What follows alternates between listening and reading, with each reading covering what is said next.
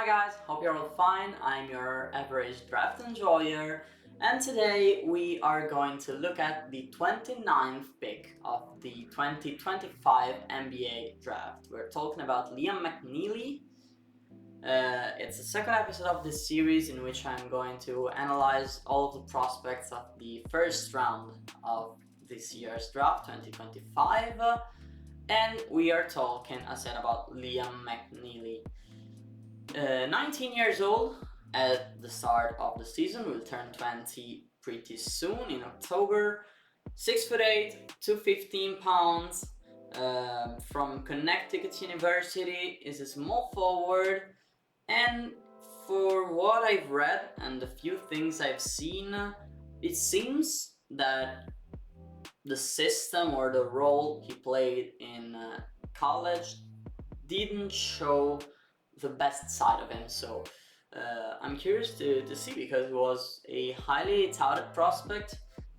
Even in the draft night, he fell a bit, and people were pretty surprised to see him fall to 29. And I think we could just jump right in and go see the highlights. Okay, again, shout out to Swish, is number 30. And we are seeing him in action with Connecticut. He's a great shooter, for sure. He has a really smooth mechanic. Seems fast and compact, with a lot of good characteristics. He seems to like to cut to the basket, and yeah, that's what he is, a shooter. Is projected as a great shooter, but he's scoring inside the paint as well. Doesn't seem the most athletic of all the guys on the floor, but seems to be able to shoot it pretty well, and he is mostly is shooting off screens or catch and shoots, while when he has the ball in his hands, tends to, for what I've seen for now, try to go to the rim.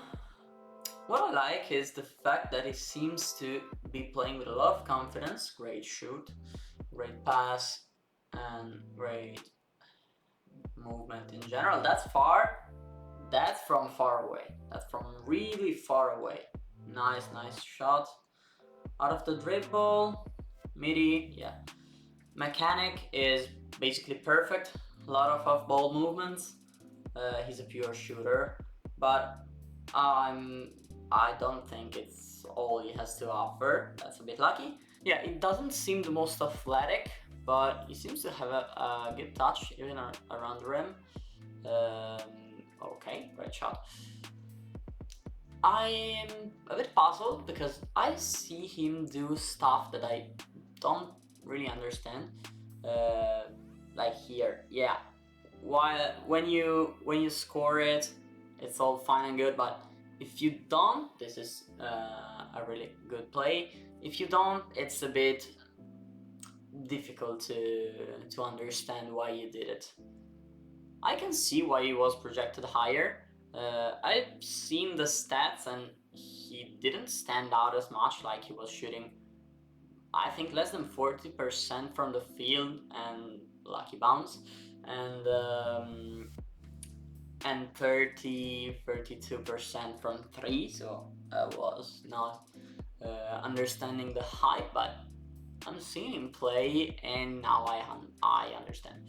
He has a lot of great characteristics, and I'm also seeing why there were people saying that the system around him didn't fit him that well, didn't fit him his characteristics.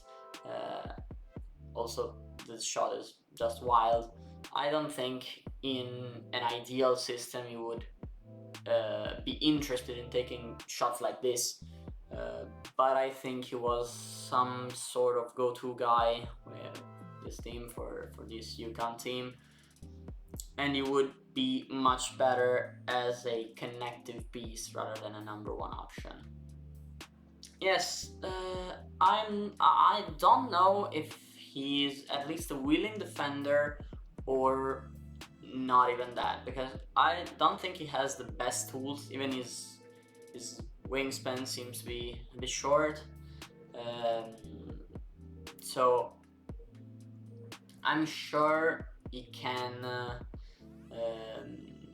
play offensively. I'm not sure of what he does defensively, because he doesn't seem to have the best tools, and if he doesn't have effort that's really late, nice, it can be a huge deal. But I'm going to watch some other things that are not highlight reels, because also in highlight reels defense is not really shown. Okay, I've dug a bit deeper so I can make a bit of a more comprehensive analysis right now. Now, first things first, what we have been able to see in this reel is a great shooter off the catch. I'll discuss it in a few moments.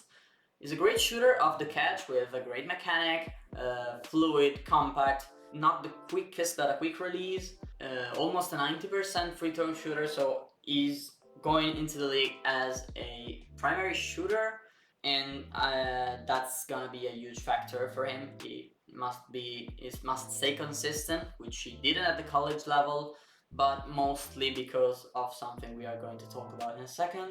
He has the tools to be effective on this side for sure. Also, he is a great passer, has great secondary or tertiary ball handling skills, so he can put pressure off the main ball handlers, which is always useful in an NBA team. The big issue that Tanktis talks a lot at the college level is the fact that he is not a good creator for himself. He doesn't shoot well when he has to create space and shots for himself. He can't be a primary ball handler. He struggles a lot with efficiency, also with a bit of turnovers.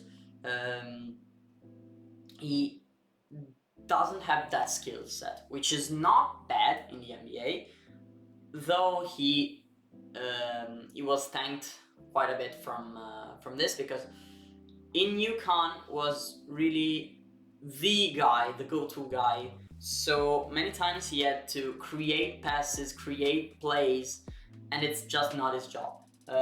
He's great at finishing plays, both as a captor and as a shooter, but is not good at creating them for himself or for others as a primary creator. He can do that, like 5 or 6 possessions per game, but he can't do that possession after possession. He can do it saltuarily, but not consistently. Another thing I've noticed, and I mentioned in the reel, is the fact that I'm pleasantly surprised by that, is his mental side. He's not the best athletically, but he does have great toughness. He's not afraid to hustle. He fights for rebounds even if it's not his best skill. He's a tough defender and tries to overcome his difficulties with athleticism, and tries to compensate with a lot of toughness and effort, which I was worried, but I saw him do great things. He doesn't have a great vertical jump. He doesn't have a great wingspan. He's not really quick, both as a first step and as lateral quickness to be an effective defender. Now, he often is able to overcome these issues with his hustle, but in the NBA it's another story. You find the best athletes in the world, and so if you struggle to stay on the floor athletically, it can be an issue. But he's efficiency and role in attack can be more than enough to overcome this small issue.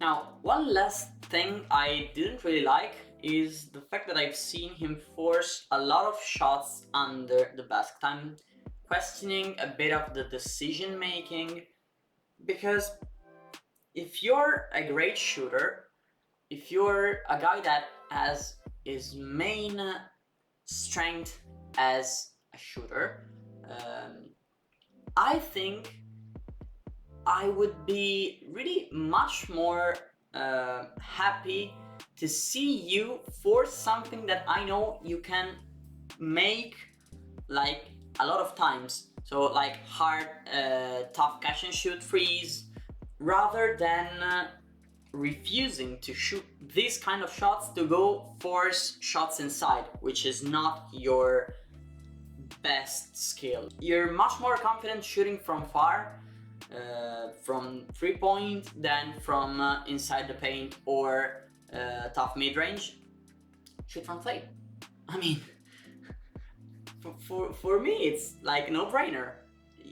Do the thing you're most comfortable with. Instead, I've seen him try so much more shots from inside the paint than from outside, which for me he is really, I don't know, maybe it's just because I don't know how was the dynamics, but maybe they just asked him to go inside with more frequency. I get the fact that you're not shooting that well, so maybe you're not that confident in your heavy shooting, but I think for a coach it would be much more acceptable, maybe, I don't think it's the right term, but it's a bit more acceptable, it's a bit more reasonable, maybe, the fact that you shoot a contested 3, that's your strength, that's your best shot, than a contested layup, which is your basically worst shot, or a contested pull-up jumper from mid-range, which is not a strength point either. But I've seen him force like a lot of these shots, even refusing to shoot contested threes to step into contested layups. It doesn't make sense to me, but I mean, I'm not a scout, I'm just a random guy who does videos and probably has zero ball knowledge. I'm just worried. It just puzzles me, it just makes me a bit scared, but I'm not questioning. Now, a couple quick words about the fit. He's going to Charlotte, and at first I thought, who the hell is going to be on the bench with him? Because let's be clear, between Miles Bridges, Brandon Miller, and McNeeley, which was the 4th pick, so probably he will be starting as shooting guard or small forward. And I'm quite intrigued, I'm gonna admit, because a potential bench lineup for Charlotte this year could look like this, like Dinwiddie at point, Colin Sexton at the 2, McNeeley at the 3, and then we have a few problems with the big men, because Charlotte gave away everything they had as big men. But it's interesting from the guard standpoint, because we have 2 guards that can be primary and secondary ball handler. It's a situation in which he could potentially shine as an off-ball spacer, a catch and shooter, a cutter, so a play finisher rather than a play starter. And also he can do those 3 to 4 possessions a night with the ball in his hands to put some pressure off the 2 guards.